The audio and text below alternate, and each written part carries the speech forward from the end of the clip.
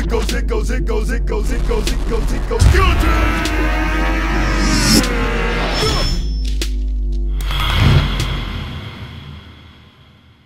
Hello guys, this is Video Fletcher, and we're going to be doing episode 22, I believe, of Let's Play Smarter. We've got a gameplay submission by Bullfrog V1 on the forums.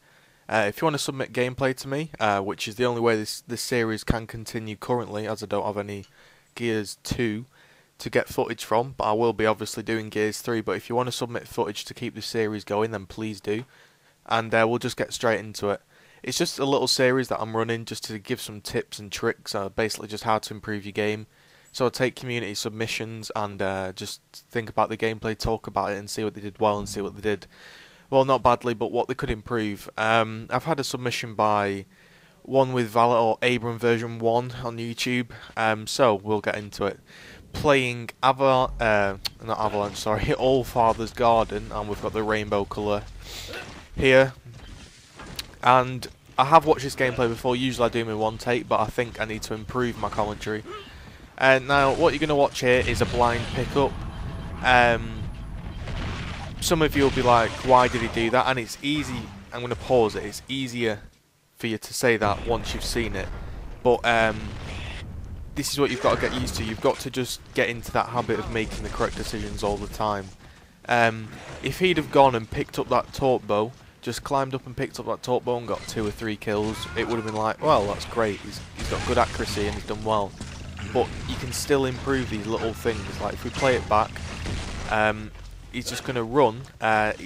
He doesn't even have to stop. He doesn't have to stop his movement. So all he has to do is flick his screen to the left right now, because you can hear the locust rolling. Well, I can anyway off his gameplay as he's about to climb up. Would now tell him, oh shit, I need to back off and take cover behind the pillar, and that would give him right inside advantage, and things would really change.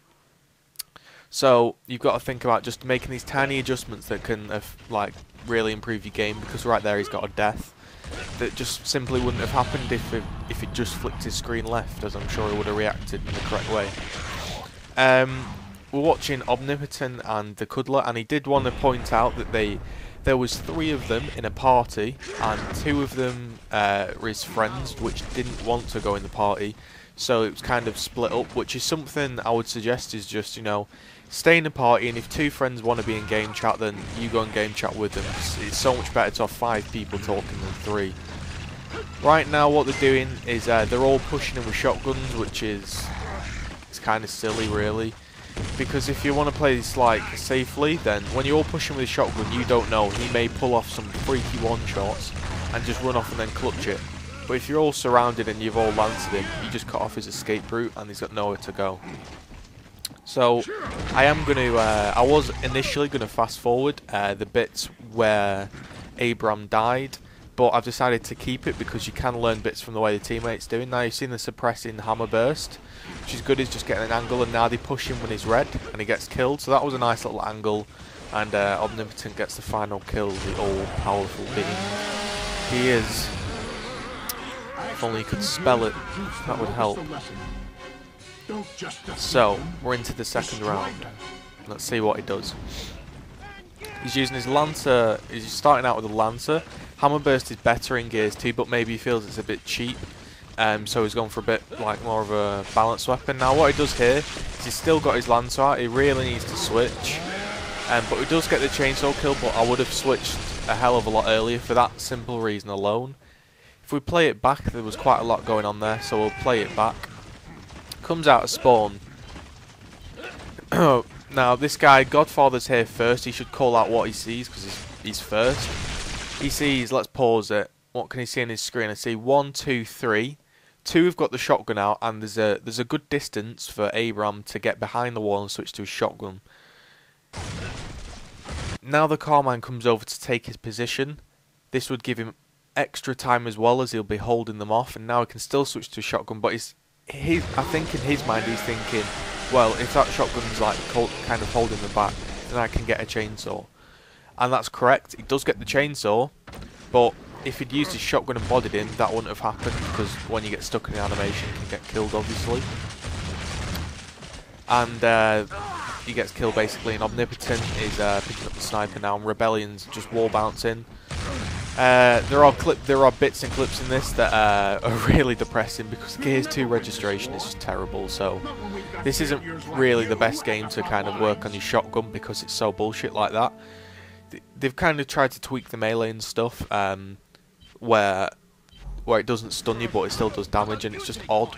So don't get too wound up if people sponge, because you know in Gears 3 it's not going to happen, so don't like beat yourself up about it. Getting a little bit slow out of spawn. Can always be improved, but I do believe he got slightly stuck and he had to shoot to get out of the animation. Now, this is what I was talking about before.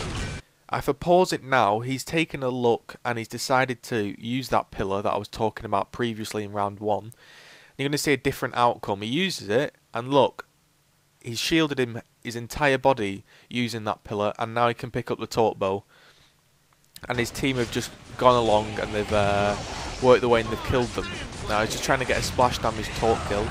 Now this is something I picked up. This isn't me just saying because he died of it, but this is something I notice. I do this all the time. Is if you see here, I heard the Scourge roll. Now he's still going for that Found Garden there. Out of the corner of my eye, I don't know if you guys saw that, there is a Scourge on his mission to go and beat up Hoffman. Right now there's a good 10 yards between them. He should switch to his shotgun and get back to that pillar, and just when he slides to cover, because they always slide to cover, just blow them away with a shotgun, and then you can take out your torque bow. Because it's what I was saying in one of my earliest episodes in Gears 3, was you can always switch like back to a weapon, but you can't switch to. So if he's, I know it's paused and it's not a very interesting thing to watch, but if he kind of pushes him with a torque bow and misses, then he hasn't got time to switch to his shotgun, because 9 times out of 10 he's going to get bodied. But if he goes to his shotgun and kills him, he can then just switch back to his torque bow. So it's always, sorry about that, it's always best just to switch, just be a bit safer really. We'll hit play again. And here you go, and he's still ready, still got his torque bow out.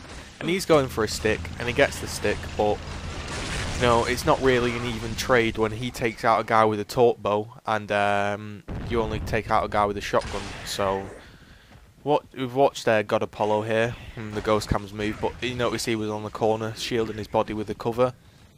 Something, it's just basic knowledge that you should be doing. This guy's on the main pillar that I keep talking about, and we're kind of flying past, so I can't really commentate too much. But if I pause it here, if we get an angle, there's kind of 2 locusts. One's kind of, if I can remember the map, there's a road up the right hand side that leads to a sniper, and there's the torque bow, and they're kind of covering each other's backs and suppressing this Carmine. But there's 3 of them, and because he's stood still trying to like take the 3v1, he gets headshot, and now this guy's caught blind, God Apollo, and he gets downed. So I'm guessing nobody called out for him, and he then pushes in when he's got his sniper out. He's kind of, his initial thing is, oh shit, my guy's down, push in, and there's just that little thing that's not clicked in his head like, shit, I need to push him with a shotgun and not a sniper. Because, you know, it's simple things like that. I do it all the time. I'm not here to say I'm like some sort of god. Sometimes you want to push him with a sniper and just try and embarrass them. But if you want to get the best score you can, then don't do it. Again, he's using this pillar just to cover himself, and he's putting on the Lancer fire right now. He's getting angled off, so he's just kind of, this is what I liked. And this is bullshit, so don't worry yourself about that. He should have been dead previously, and he's still not dying. But I'm going to pause it, because that was a really good move, and it's something I try to do as often as possible, because it's just needed, and other people do it as well, obviously. Right, so what he's doing is he's lancering, and this is when you know you understand the map and how the game works. Is he's getting put red here, and if I pause it, okay, there's one guy on the left going to pop out, and the one guy is on the right.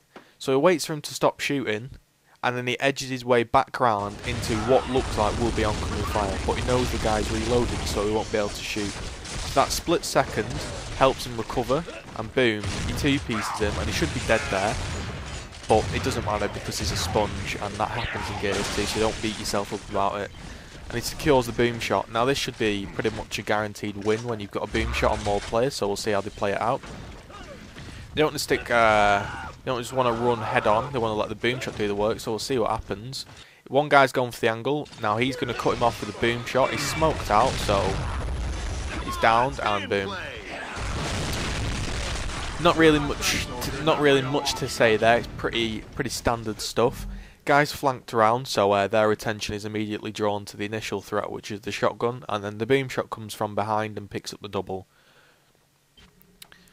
And we've got the rainbow effect twice in one game, so that's a double rainbow for you guys. So drop a like for the double rainbow. We're going to see how he plays it out again. Will he use the pillar? He just instantly pushes up. He hasn't shot a bullet. I'd like to see him just shooting him just to put some pressure on. And it doesn't seem to matter, but again, you can always put a little bit of pressure on just in case it hadn't worked out. And he's worked his way to the top bar and he misses his first bullet because there's no one there. But he's just trying to get that splash damage on the stairs to protect the cuddler, if I'm correct. So again, he keeps his power weapon out for quite a long time. He needs to kind of be working his way back to his team. What happens is when you get a power weapon, we all do it. We all kind of think, I'll pause it now whilst I speak and I'll replay it. So we'll play it again. I'll pause it on the rainbow so you guys' eyes can get blinded. We all kind of think, oh great, I've got the torque bow, this is it, I'm going to get loads of kills. When really in a competitive level, or when you're trying to win, what you should do is the whole point... Oh, my dog is barking, so if it barks then you know why. The whole point of kind of... Come on then. Alright, my dog sat on my knee, so if it barks, you know why. Alright, let's try this again. The whole point of securing a weapon is obviously so you've got that weapon, but it allows you then to work on the strat that you have kind of worked out. So, let's think. If I'm on Gears 1 on canals, and I pick up the torque bow, we tend to sit on the back of middle bridge and just put the pressure on the junction using the splash damage. So that's what we know to do when we've got the torque bow. So when he picks up the torque bow now, I'll play so you don't get bored. When he goes and picks up the torque bow, his team should think, great, we've got such an advantage now, we've got the torque bow. We shouldn't lose in this situation, as we've got the torque bow and we're even, and the sniper as well. So right now, he needs to just bust his ass and try to get with his team. Because once you're with your team, you know, that splash damage can really help. But when you're sitting back like this and just trying to go for like some crazy splash damage on the stairs, then it's not going to work out. So one gets taken out, and what is happening, which is the Locusts are doing really well, is they're capitalising on this. They're thinking, yeah, great, he's got the torque bow, but everyone that I'm fighting's got a shotgun, and the torque bow's nowhere to be seen. So they're now thinking, they're reacting to this situation, and they're pushing in the 1v1 with the shotgun. They're thinking, well, I'm going to have to push it now because I don't want that torque bow clocking me and getting stuck by it. So all the 1v1s are getting pushed, and you notice they're getting taken out 1v1, so they should be working on the individual 1v1s. But again, he gets up too late and he's shot in the back and it's game over with that shotgun. Again, what we could have done here, or is what I would have done, and this isn't just saying it because he died, I'll pause it. In this situation, if you keep your torque bow out in a 3v1, you're dead because you're not going to get a 3v1. This piece of cover here, if he wedges himself in this L shape here, in the corner, he can then look around. I would have a diagram. I should buy like a tablet so I can draw so you can see what I'm talking about. I might try it in editing. But if you sit here, then you can look over the wall and try and body this guy, and then peep around the other block and try and body this guy. I'm not saying it would work. Like in a 3v1, that's going to be hell difficult to pull off, but you've got more of a chance to do it than with your torque bow out. And that's all you've got to say. You've got to think, well, we're in a dire situation. We're in a 1v5, so I may as well try the thing that if I pull it off, it'll work, rather than going for the hero shot. So that's just a little thing. I'm not trying to knock the gameplay, like I say. We all make mistakes. I make mistakes. Just trying to point out a few things that I think may help new players and other people. Again, hopefully you are enjoying this series. I don't want it to get too boring, so if you want to continue to send in gameplay to me, then please do, because that's the only way the series will keep going, and I'd love to get it a big series because it'd be awesome. What we're doing now is they've gone and pushed the boom shot this time. Now this bit I was thinking, oh no, if this is the one I was watching, or maybe it was the next round. I think it was the next round, but what it does here, which is the right move to do, which I did like, if we play that again, that may have looked completely random and messy, but if you actually watch what they did, it was really good. So let's find the spot and we'll play it now. What he does is he knows they've got the advantage because they've pushed, so he just sits back, calmly lances the guy down, gets his active reload, lances the guy down that picks up boom shot. And this is what he's thinking. This is what I would be thinking. Right, if I pause it now, there's 3 guys in a triangle formation pretty much, if you see there. I know the gameplay's not that clear because it's standard definition, but oh well. You'll have to deal with it. Now, no one's going to pick up the boom shot. That's the main threat. If he can take out that guy with the boom shot, then his death has been worthwhile pretty much, because kind of a better trade-off to kill a guy with a boom shot. So he knows he's down, and he doesn't look like he's going to be picked up, so he just rushes him. He's like, well, fuck it, I'm going to rush him before he gets revived. So he rushes in, and he melees him, and he kills that boom shot, and he instantly picks him up and spins around to cover his body. And that worked out.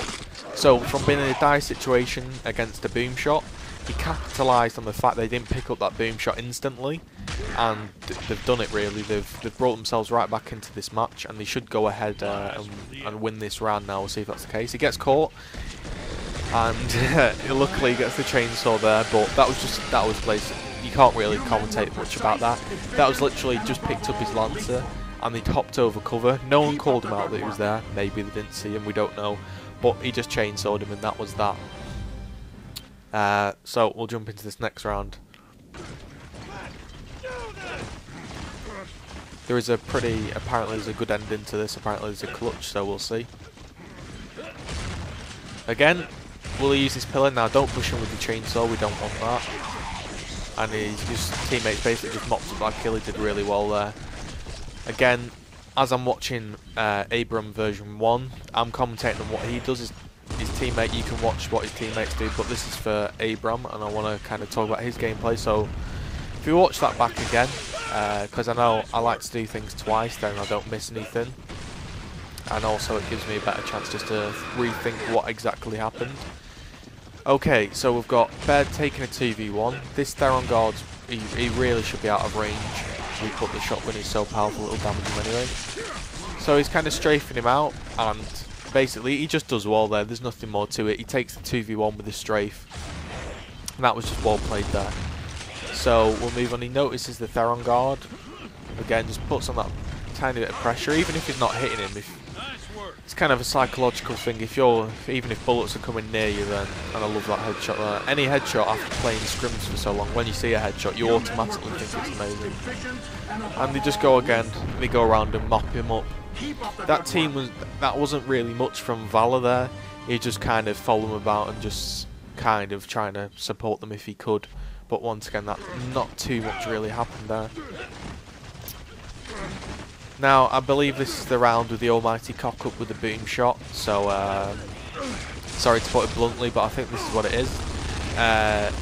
Yeah, he gets into this wedge right now, and if I pause it, if you're sitting in this wedge, it's like an alcove, so you can't hop over cover, you can only roll out, and you can just fire it off the back wall that it's sat at and get enormous splash damage.